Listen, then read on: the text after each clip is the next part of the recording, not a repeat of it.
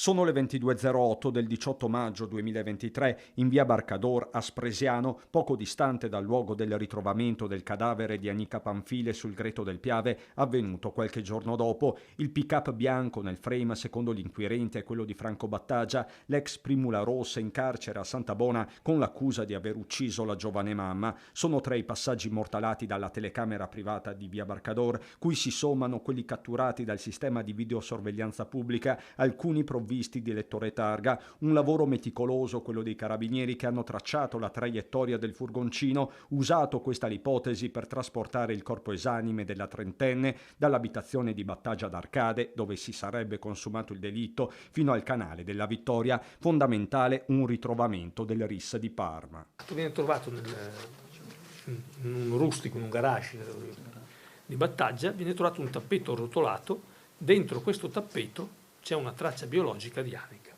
La nostra ipotesi è che il tappeto sia servito per il trasporto del cadavere e poi attraverso il tappeto arrotolato farlo scivolare in acqua. Una traccia di Anica viene trovata anche su un materasso, sempre nella villetta di Battagia, teatro di quello che per la procura resta un delitto d'impeto, con la donna che sarebbe stata colpita alla testa a mani nude e infine soffocata, e questo dopo aver assunto della cocaina, sostanza che lo stesso Battagia era solito far consumare alle sue partner sessuali, come confermato anche da una prostituta. Un massacro, sottolinea Martani, senza spargimento di sangue, seguito dall'occultamento del cadavere, per cui non si escludono complici. Manca però il movente. Di certo l'uso di cocaina potrebbe aver esacerbato una situazione già tesissima. È frutto di una situazione, di una lite occasionale degenerata, probabilmente anche favorita la lite dall'utilizzo di sostanze stupefacenti. Altro capitolo, il pericolo di fuga che ha portato all'arresto. Martani riporta alcune telefonate intercorse nell'autunno tra Battagia e un amico. E a un certo punto,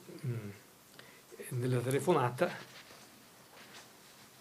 dice all'amico: vedi, sto passando di quei momenti, puntini, da sballo. E poi dice ancora: dopo te lo spiego. Poi fa: in mezz'ora avevo già organizzato la fuga. Hai capito? Ecco, io se trovassi una casetta per nascondermi. Telecamere, tracce biologiche, autopsia, intercettazioni, tutto a corroborare un quadro indiziario che per la procura è grave, mentre a Santabona Battagia resta in silenzio davanti al GIP, che poi ha convalidato l'arresto, si è avvalso della facoltà di non rispondere. Silenzio anche da parte delle sue legali.